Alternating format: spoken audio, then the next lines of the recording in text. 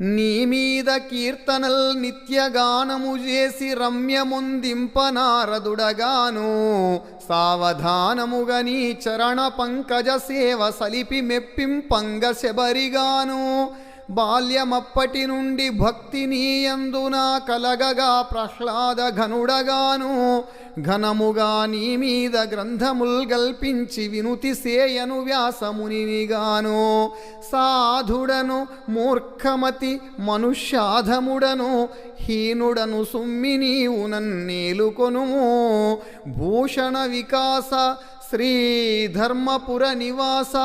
దుష్ట సంహార నరసింహ దురిత దూరా.